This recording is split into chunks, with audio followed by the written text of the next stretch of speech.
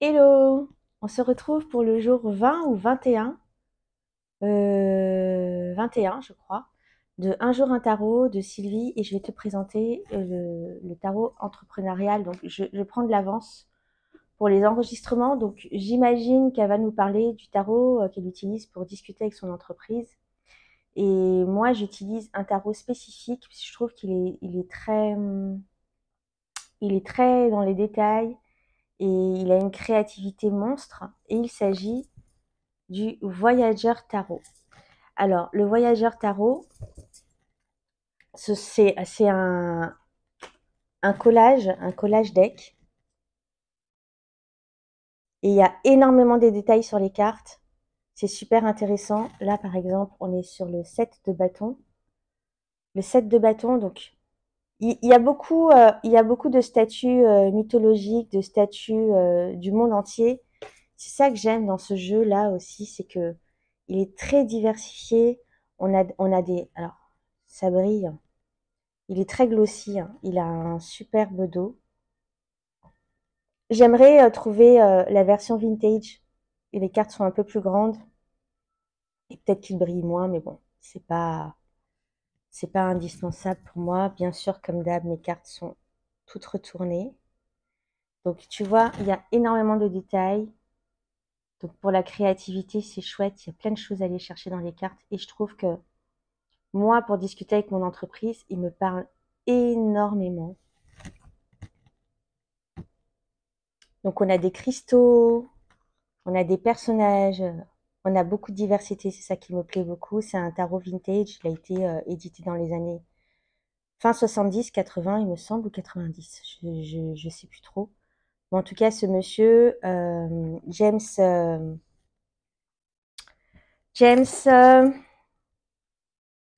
Van Less, c'est un vieux monsieur extraordinaire, plein de sagesse. Il a, il a une interview, il a fait une interview avec Kasia de Tarot Map, qui est superbe, que je t'invite à aller regarder si ça t'intéresse. Il parle de son jeu, il parle de son process créatif, voilà, comment il a créé, comment il a eu les idées, il a voyagé dans le monde entier, il a eu une vie hyper remplie.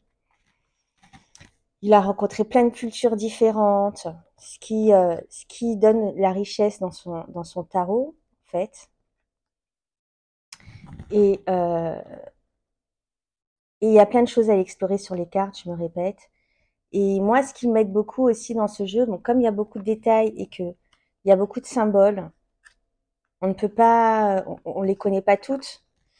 Et il a un guidebook qui est super bien fichu, hop, qui est super bien fichu. Mais moi, je me suis procuré ce livre-là, Way of the Great Oracle, et c'est un gros bébé, un gros bouquin où tu as les détails sur les cartes. Donc, je vais te montrer une arcane majeure, par exemple. La carte de la fortune. Donc, tu as tout ça. C'est pas simple.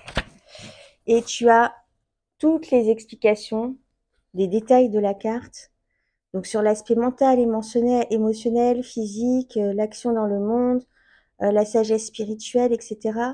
Et il détaille la carte au maximum. Donc, c'est super intéressant. Moi, ça me débloque la créativité et ça me débloque vraiment le travail, la conversation avec mon entreprise.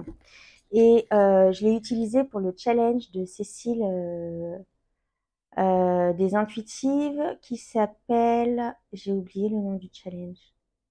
C'était un challenge pour l'entrepreneuriat. Je crois qu'il est toujours en vente, son challenge.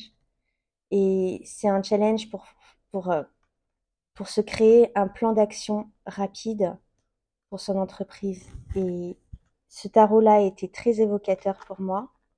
Et du coup, je l'ai gardé pour continuer à discuter avec mon entreprise. Et voilà, t'as tout, t'as de l'astrologie, t'as de l'astronomie, donc je t'ai dit du symbolisme. Tu as des statues du monde entier. Et il est vraiment très riche. Vraiment très riche. Il a beaucoup de choses à dire. Il a beaucoup de choses à dire et euh, j'aime bien en fait les interprétations de ces cartes. Ce n'est pas vraiment des interprétations classiques du Rider-Waite-Smith. C'est un mélange de Todd, de Rider-Waite-Smith. Lui, il a mis ses propres mots-clés. Tu vois, par exemple, pour ce 2 de Pentacle, on a le mot-clé réflexion. C'est très intéressant. C'est hyper intéressant. Pour le 10 de bâton, on a le mot-clé croissance.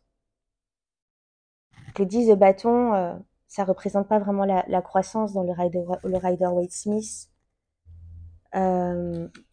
Mais c'est ça que je trouve intéressant en fait. Aller chercher aussi pourquoi il a mis. Voilà, il y a des animaux. Là, on a des pieuvres. Je crois que c'est une pieuvre. Donc, on a un univers très chargé.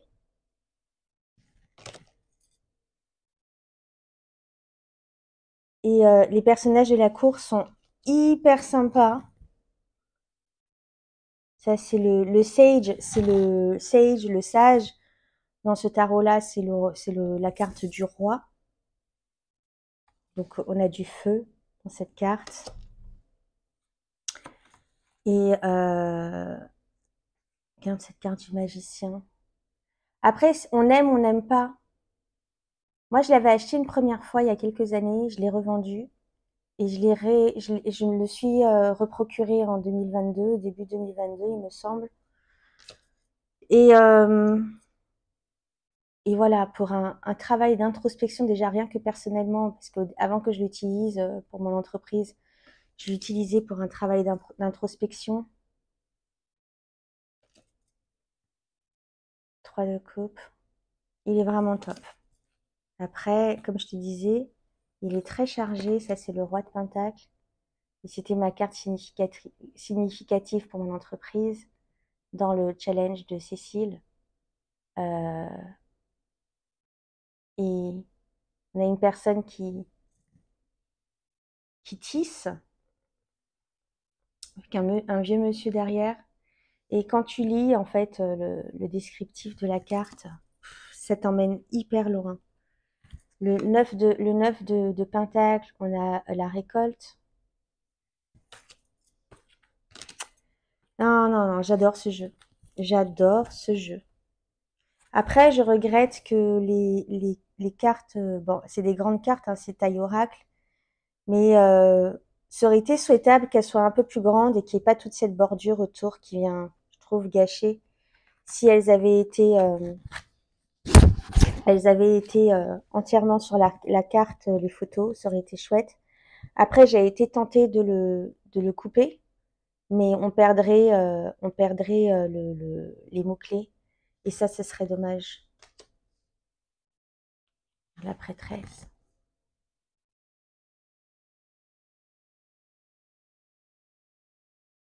Il y a vraiment plein de choses à aller explorer. On sort du cadre du Rider-Waite-Smith. C'est l'as de coupe. L'as de les cristal, je crois que c'est les coupes. Ouais, c'est les coupes.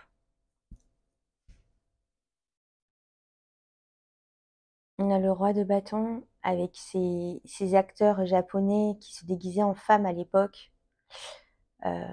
Les femmes n'étaient pas habilitées à faire de la comédie, du théâtre, et c'était des hommes qui jouaient le rôle des femmes, l'acteur. Intéressant, hein? Intéressant. Donc voilà. C'était mon tarot entrepreneurial. Et je te dis à demain. Tu vois, il y a des symboliques égyptiennes et tout. Il est riche de fou. Je l'adore. Je l'adore. Et en comparaison, par exemple, du rituel tarot que j'ai présenté pour le surcoté, tu vois, je trouve qu'il y a du mouvement dans les cartes. Il y a une espèce de mouvement dans les cartes qui donne il y a de l'action en fait dans les cartes. Ça bouge, ça bouge, ça vit en fait, ça vit. C'est ça que j'aime dans ces cartes. Alors le sage de cristal, tu vois, on a Albert Einstein. Alors les cristals, je te disais tout à l'heure que c'était les coupes, mais non, les cristals, c'est les épées, excuse-moi. Parce que les coupes, ce sont les coupes. Voilà. Donc, c'était mon jeu entrepreneurial et je te dis à demain pour la suite du challenge. Bonne journée, bye bye.